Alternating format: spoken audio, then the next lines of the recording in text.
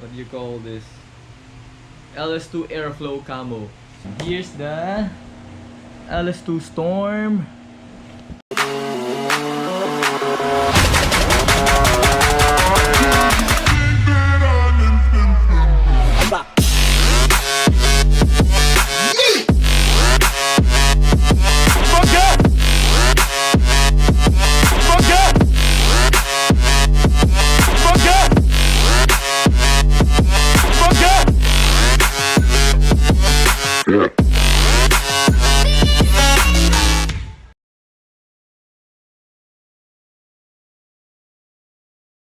So, good day mga master. So, ngayong araw na to, kung ano yung nakikita nyo sa harap natin, it's another LS2 helmet. So, before, ito yung helmet na ginagamit natin, the LS2 Storm na matte red orange.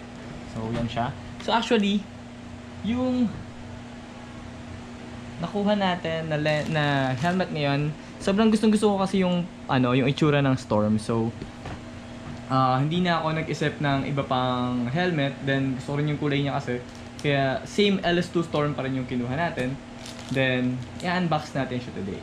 So for accessories, kumuha ako ng yung visor niya. So it's original LS2.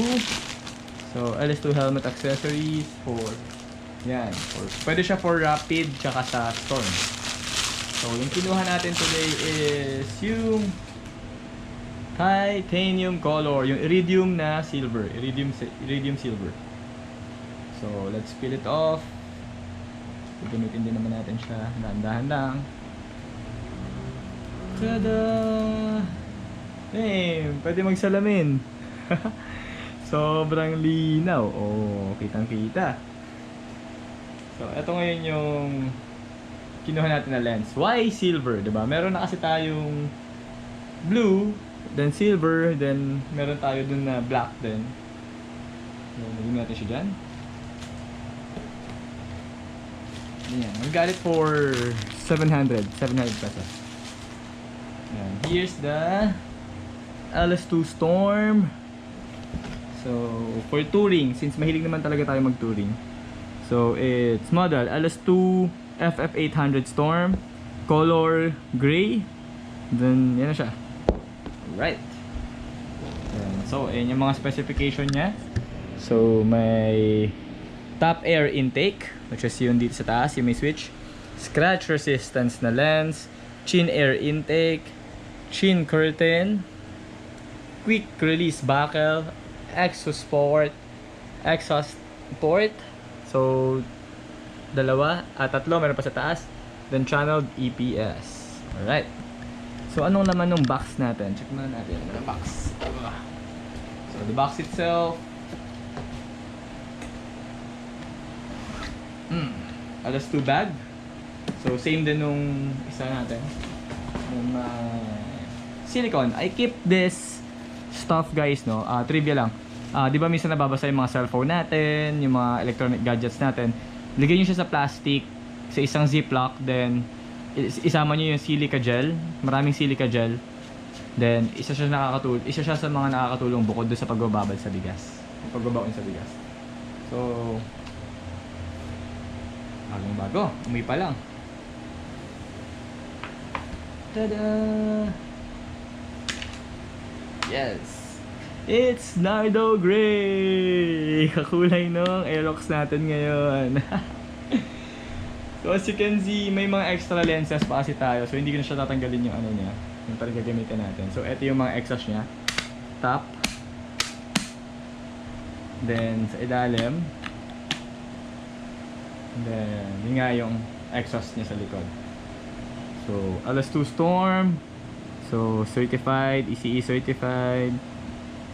Ayan yung mga certifications siya. Then syempre tags. Yeah. Alright. Then quick release buckle. Maganda sa kanya compare sa rapid. Dito may tali na. Hila na lang, tapos release na kagad. Madali na siyang tanggalan. So large size, since large din yung matte orange natin. So dual visor. Basically dual visor. Dito yung switch niya sa ilalim. Nakikita nyo? Tadaan! Wow naman! Tadaan! Wow! Tadaan! Wow! So, ayun, tanggalin natin. So, paano ba magtanggal ng LS2 lenses? So, first, hilahin nyo siya pa-forward. Okay, nakikita ba? Baba natin ng konti. Yan. So, yan. Paano magtanggal ng mga lens ng LS2? So, hilahin nyo siya pa-forward. Then, habang hinila siya pa-forward, pataas. Then, there you go. Tadaan! Tanggal na without doing any damage on it. Diba? Ganda. Then, ikakabit na natin yung silver lens. Tadaan! Tadaan! Alright. Then, press sa sidewards. So, pagkatapos nyo ikabit sa kabilang gilid, push sidewards. Push inward pala. Then, marinig nyo yung click sound. Ibig sabihin yung pinaka-locking niya. Yung pinaka-locking niya is yung eto. Ibig sabihin pumasok na siya. Then, push it downwards.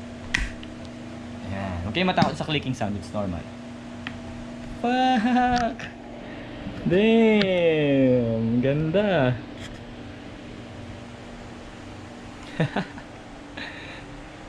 Alright. So, yan silang dalawa.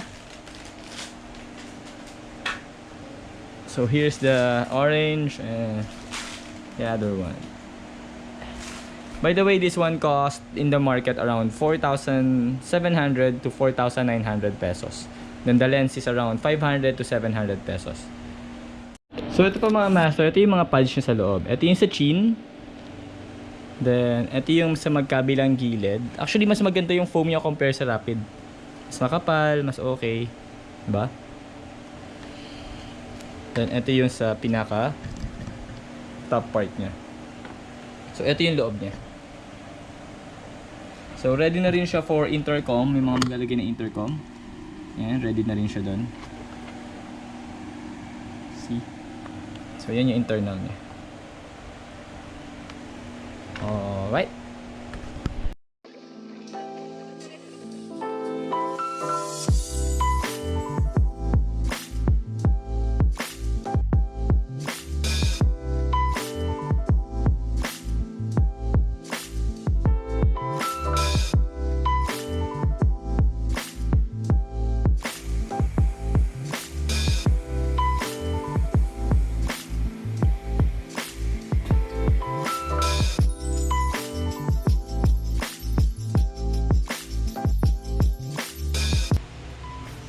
So, kamusta mga master? So, another helmet na naman yung re-reviewin natin.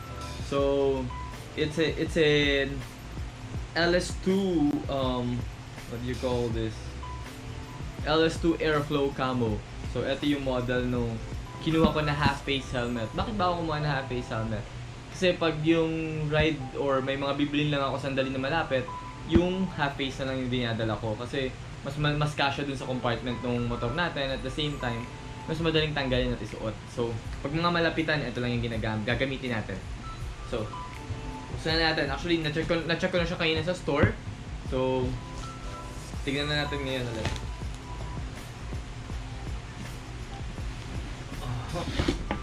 So, it comes with a helmet bag. Color black. Unlike with the Storm yung color. Mas maganda yung color. So,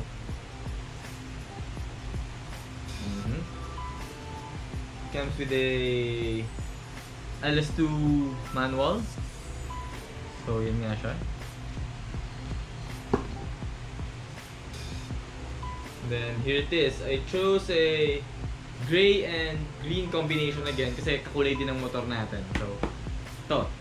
So, I got it for 2,400. Original price is 2,500. Then, naka-discount tayo. So, 2,400 na lang. So, tanggalin natin ito. So, here it is. So, yan siya. Nice. So, it's large size. Same nung LS2 Storm ko. So, yeah. Ito yung isa sa mga reasons. Hindi ko na kailangan magtanggal ng glasses. Then, solid. Mas mabilis gamitan, diba? Snug fit, same. Quick release na rin yung strap. So yun, mabilis na rin tanggalin ang kabit. Then, cover din naman yung face. So okay naman siya. So here you go.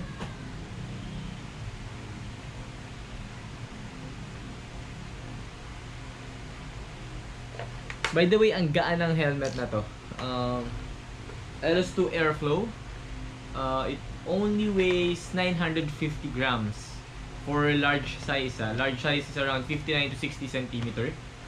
Then, tanggalin din natin yung mga pads niya sa loob. Tingnan natin kung paano tanggalin. Hindi ko pa alam eh.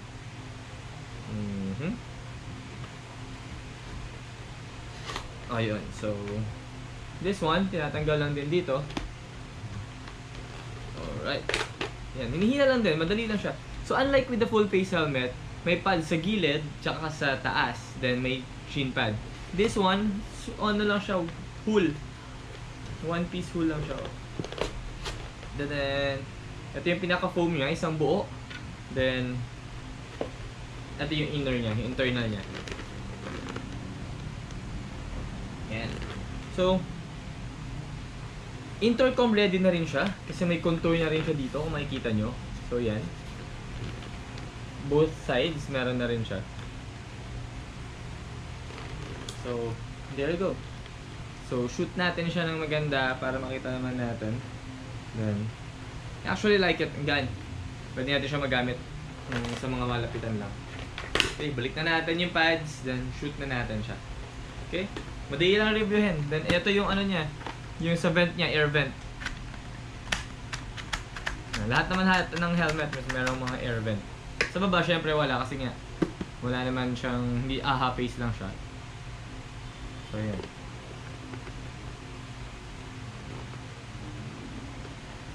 Okay to. Good deal to para. Good deal to for me. Alright.